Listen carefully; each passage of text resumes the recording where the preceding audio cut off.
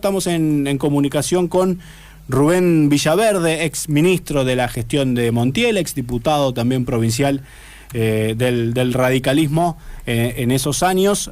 Sebastián Martínez, Gustavo Sánchez Romero los saludan del programa de Antonio Tardelli. ¿Cómo le va, Villaverde? Muy bien, muy buenas tardes para ustedes.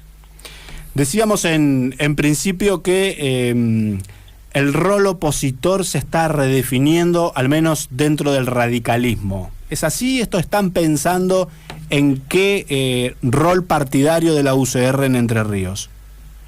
Bueno, efectivamente creo que los partidos políticos deben fortalecerse y para eso presentan propuestas para hacer gobierno y llevar adelante sus proyectos. Y cuando la ciudadanía le da un rol de oposición, tratar de que sus proyectos se puedan encaminar de la mejor forma posible y quien gobierna tenga la posibilidad de discutir el programa que se ha propuesto a la comunidad. En ese sentido, entendemos que el rol que tiene hoy la Unión Cívica Radical, tanto en la provincia como a nivel nacional, es custodiar sobre todo los valores institucionales, republicanos y democráticos, y controlar el ejercicio del poder por parte de quien ha sido electo por la ciudadanía para llevar adelante los destinos del país. ¿Y están cómodos, Villaverde, con el rol de la UCR coordinando esas cuestiones junto con el PRO? Porque terminan todavía funcionando como un conjunto hoy en día. Bueno, ese es un tema que evidentemente hay que ir definiendo en esta nueva situación, después de la experiencia de esta alianza que hubo con el PRO, donde se pudo acceder al gobierno nacional en estos últimos 4 años.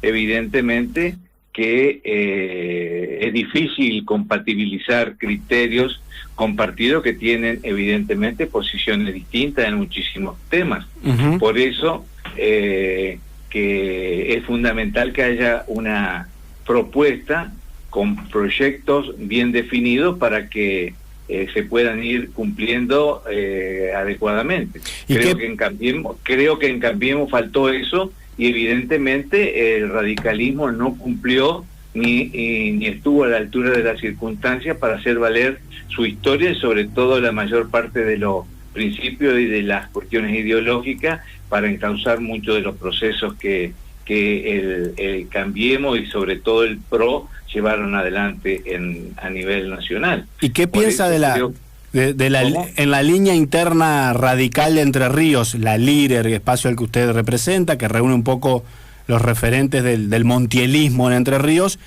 ¿Qué piensan cuando vemos fenómenos en la política, en este caso en la oposición, que aparecen dirigentes de Buenos Aires cercanos al PRO que ordenan la cuestión del armado electoral en Entre Ríos, como pasó los últimos 4 años con la presencia de Frigerio, que terminó armando todas las listas de Juntos por el Cambio?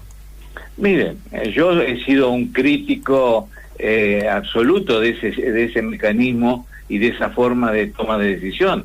Ustedes recordarán que tanto en 2017 como en 2019, desde nuestro sector, primero en Renovación y en Futuro Entrerrianos, dentro del radicalismo, competimos directamente contra la propuesta que venía desde Buenos Aires, impulsada por Frigerio y por sectores del radicalismo, uh-huh, que evidentemente imponían no solo nombres, sino estrategias para vincular con el gobierno de la provincia. Hace un ratito recibí un audio de una entrevista que le habían hecho al exministro del Interior, Rogelio Frigerio, como me la mandó un amigo, Juan Domingo Zacarías, y le digo que es importante escuchar las opiniones de quienes han tenido la responsabilidad de manejar los destinos del país y en muchos casos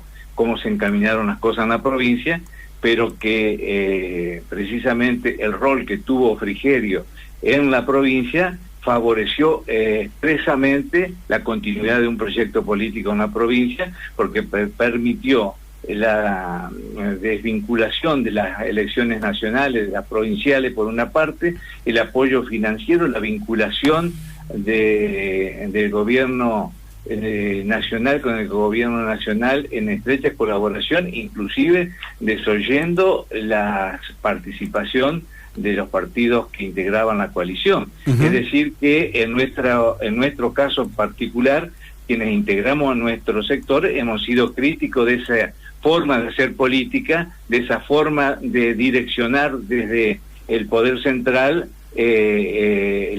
las acciones que se deben llevar a cabo en la provincia. Pero fundamentalmente entendemos que los partidos deben afianzar proyectos y en la medida que nosotros consolidemos lo que ha sido históricamente las propuestas del radicalismo, tendremos la fortaleza para poder discutir con quienes eventualmente sean nuestros aliados en el futuro, sean los que han integrado la última alianza o la que se pueda conformar en el futuro. Pero lo más importante es ir definiendo qué tipo de provincia queremos en la provincia, cómo llevar adelante la estrategia de desarrollo, y en ese caso creo que mucha de la responsabilidad de la situación que hoy tiene la provincia pasa también por los 4 años del gobierno nacional, que de última gobernaron de alguna manera en muchas de las cuestiones que tienen que ver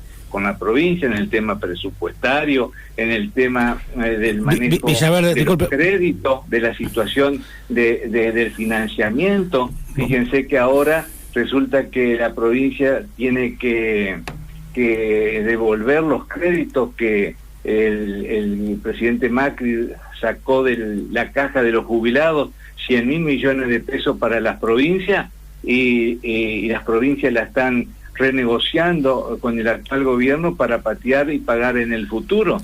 Villaverde, en este contexto, buenas tardes, Gustavo Sánchez Romero lo saluda. En este contexto, buenas tardes, Gustavo Sánchez Romero lo saluda. ¿Cómo le va? Gustavo, buenas tardes. Bien. En este contexto donde usted, me parece que lo hablábamos recién con Sebastián acerca del desdibujado rol que tiene la oposición política en Entre Ríos, sin embargo la LIRE reaparece con un comunicado, una posición política acerca de una cuestión nacional como es la decisión del gobierno de avanzar sobre el incremento del número de legisladores en el Congreso.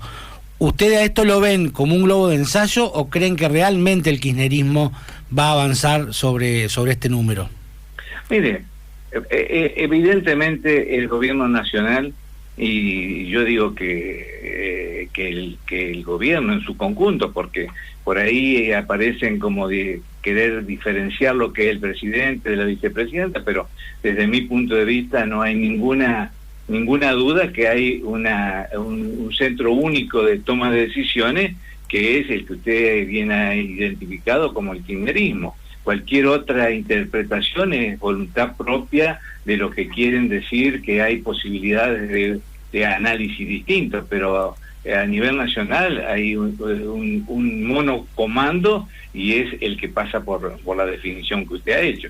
En ese sentido, me da la impresión que se está actuando dejando de lado cualquier tipo de consenso y sobre todo sin tener en cuenta las prioridades de la sociedad. Los temas que se están tirando para las discusiones en este momento de extrema crueldad por la pandemia que estamos padeciendo están absolutamente alejados de la realidad. Pretender en este momento incrementar el gasto de la política, aumentando considerablemente los representantes de la Cámara de Diputados por más decisión judicial que haya realizado la Cámara Federal Electoral, es realmente mirar para otro lado la película. Es algo que no sé cómo podría interpretarse, traído absolutamente de los pelos y alejado de las necesidades y de la realidad, igual que la discusión del tema de la reforma judicial, que obviamente nadie discute que la justicia no funciona como corresponde, que es necesario avanzar en modificaciones de este poder central que tiene la República, pero no es el momento, ni la oportunidad, ni la forma como se está llevando adelante. Obviamente que hay una intencionalidad de avanzar en un sistema de absorber decisiones políticas que impiden cualquier tipo de consenso. Por ahí se habla de la grieta, que se agranda la grieta, que hay cuestiones. Bueno, para eso nosotros creemos que es fundamental fortalecer los partidos políticos y que la ciudadanía pueda elegir proyectos, porque estamos cansados de ver cómo se van desdibujando las propuestas, cómo no se cumplen. Fíjese que en la reforma que introducimos en el año 2008 en la provincia de Entre Ríos, planteamos como eje central del sistema democrático e institucional a los partidos políticos, y una falta grave y causal de destitución del gobernante que no cumple con la plataforma electoral. Eso está en la Constitución de la provincia. Es decir, que evidentemente nosotros tenemos que, como oposición, marcar las cuestiones que hacen a la defensa de las instituciones y de la República, tanto a nivel nacional como a nivel provincial. Villaverde, le quería preguntar sobre un tema de la actualidad local que se conoció en estos días y que nosotros también hacíamos referencia al principio del programa, que tiene que ver con este pago que le hizo la Caja de Jubilaciones, órgano deficitario, si es que lo hay en la provincia de Entre Ríos, a unas 80 personas en una supuesta falla del sistema, de los cuales 18 personas cobraron esa jubilación durante años de manera ilegal, obviamente. ¿Tiene alguna opinión al respecto? Usted, que es un referente opositor y alguien que también ha pasado por el poder en Entre Ríos. Mire, es un tema realmente fundamental. Yo fui presidente de la Caja de Jubilaciones en 1985. Sí, bueno, yo tenía me quedó la imagen de que usted había pasado por ahí, claro.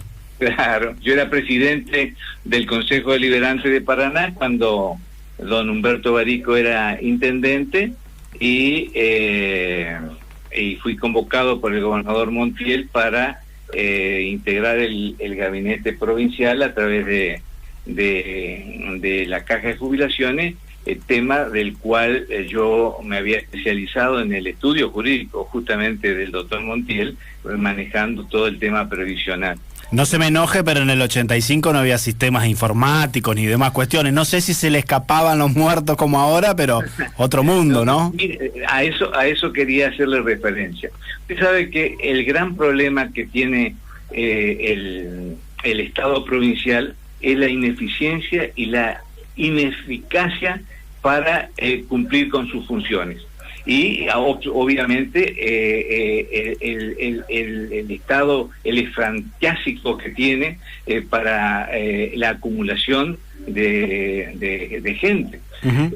En el año 85 nosotros teníamos en la Caja 67 personas entre empleados y directores y el conjunto.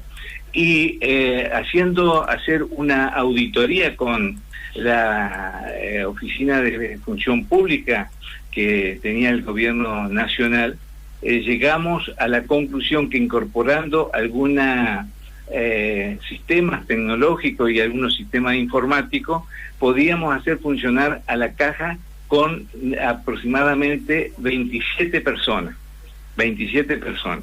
Y con solo incorporar alguna tecnología, en ese momento se hacían hasta los ajustes de haberes a mano, ¿no? Había que calcular y había 2 o 3 personas excelentes que se ocupaban de eso, pero si le pasaba algo a esos directores, nos quedábamos sin quien hiciera esa tarea. Claro. O sea que había que incorporar nueva tecnología para comenzar a adecuar el funcionamiento como correspondía. Después le voy a dar un ejemplo de cómo en otros países, que también tuve la oportunidad de ir a visitar, con esa tecnología se puede adecuar muchos de los problemas y detectar estas cuestiones.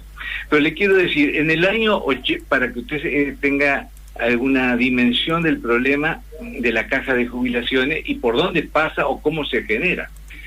En los últimos, del año 87, desde 1987 hasta el 2020, al actual, se han incorporado más de 60.000 empleados públicos, todos designados durante las gestiones justicialistas. En el año 87 se va el doctor Montiel, había 30.000 empleados públicos. Cuando vuelve en el 2009 había 60... En el 99. En 1999 había 60.000 empleados. El doble. 60.000 empleados. Cuando se va Montiel, había 2.000 o 3.000 empleados menos porque se aplicó la jubilación anticipada y tuvo la ley de emergencia que prohibía la designación de personal, o sea que se congelaron vacantes y es decir, que quedaron 57, 58.000 personas. En el 2020 tenemos casi 100.000 personas, es decir, otras 30.000 personas más. ¿Me entiendes? Todo eso incrementa sustancialmente la cantidad de jubilados y pensionados, porque eso es la sumatoria, 60.000 más. Claro. Más los jubilados, más los muertos, más esto, más lo... Es decir, que evidentemente ha habido una super designación. Eso obliga a que las jubilaciones sean muy bajas. En el 70-80% de los jubilados cobran prácticamente la mínima. Lo mismo pasa con los empleados públicos, que fíjese que cuando están las fechas de pago, los 2 o 3 primeros días cobran el 90% de los empleados públicos de la provincia. Sí. Y de ahí queda el 10% o el 20% para quienes cobran un poco más. Todo eso hace que el sistema institucional de la provincia necesita una reforma del Estado fundamental para hacer más eficientes los recursos humanos y los recursos tecnológicos puedan aplicarse adecuadamente. Este problema que usted hace referencia a la caja no es nuevo en la provincia. Cuando yo asumí el ministerio en el año 2001, 2002, al mes tuve una denuncia que la hizo la revista Análisis diciendo robo hormiga en el ministerio. Lo tengo presente porque... Por Daniel, están todo lo castigan. Todos los días le recuerdan una nota. Ayer Elías en esta nota dijo, cuando asumí en la caja me sacó una tapa que decía, deme el 10. No, pero yo le digo, escúcheme, no es que esté efectivamente lo que decía en su momento, o la revista mejor dicho, era efectivamente así. O sea, había un desvío de fondo que nosotros estábamos investigando. Pues yo hacía un mes que estaba de ministro. Y lo detectó. Un mes que estaba de ministro. Pero la parte informática o la gente que después la justicia condenó, había diseñado un sistema para desviar fondos desde las arcas de la provincia, y en vez de ir a un comedor comunitario, a un comedor escolar, se había inventado un comedor que recibía la plata y que no existía. Claro. ¿Me entiendes? Usted lo que me dice es que los sistemas pueden fallar cuando hay voluntad de las personas de hacerlo fallar. Exactamente. Lo mismo pasó en la policía, usted hace poco. Le hago una pregunta última, si me permite, para... Sí, por supuesto. Apelando a su capacidad de síntesis. En esta recuperación que intenta hacer el radicalismo en la provincia, en el rearmado, aparecen nuevas figuras, nuevas agrupaciones, aparecen alineamientos a nivel nacional con figuras nuevas, caso de Lustó, por ejemplo. ¿La líder tiene un espíritu aliancista o va a jugar más bien su propio partido? Mire, nosotros justamente estamos analizando en distintos grupos. Fíjese que yo le recordé recién que en el 2017 que conformamos una agrupación dentro del radicalismo que es Renovación, para impulsar una lista alternativa a diputado nacional a la impulsada por el oficialismo de Frigerio, de Benedetti y compañía. Con Gracia Jarolaki encabezando la lista sacamos casi 50.000 votos. en la interna. Así es. En la interna. Después, en el 19, participé también como candidato a diputado nacional suplente, acompañando, porque acuérdese que yo estuve procesado durante 17 años. Lo tuvieron en la parrilla usted. Exactamente, y nosotros desde el radicalismo, la escuela de Montiel, decía que estar procesado implicaba no poder participar en política por una cuestión ética. Tome nota de la diferencia que hay con otras realidades partidarias pero nosotros nos alejamos prácticamente de la conducción y de la exposición pública hasta que se resolvió el caso por absoluta unanimidad y como correspondía, con la absolución de culpa y cargo de todos los cargos que se nos habían impulsado en el 2003 por una denuncia del doctor Busti y patrocinada por la doctora, el actual miembro del Superior Tribunal de Justicia. Doctora Misaguac. Claudia Misaguac. Exactamente. Pero volviendo al hecho de los referentes nacionales, ¿tienen algún referente específico? ¿Buscan una alianza? Nosotros estamos haciendo acordando prácticamente con todos los sectores de la provincia que tenemos un proyecto común y concordamos con esta forma de encarar una oposición actual, que es el rol que tiene el partido, y creemos que vamos a llegar con varios sectores a recuperar el partido el año que viene, que aparentemente van a ser las elecciones y la pandemia lo permite, y en ese sentido estamos discutiendo las distintas alternativas de inserción a nivel nacional. Pero lo primero es, a nivel provincial, ir diseñando este modelo de partido junto con un conjunto de otros sectores que comulgamos en esta misma visión de un partido con vocación de poder, con vocación de volver a ser una alternativa viable para la provincia y discutir con los sectores de poder, porque fíjese que llegar al gobierno amontonando cuestiones y no tener claro que hay que confrontar con quienes atentan contra el interés general, y muchas veces el interés general implica tener que romper muchos intereses particulares, tanto de corporaciones empresarias, corporaciones sindicales, es decir, esto implica tener vocación de poder para confrontar y defender un proyecto que pueda ser defendido y votado por la mayoría de la gente. Villaverde, gracias por estos minutos con FM Litoral.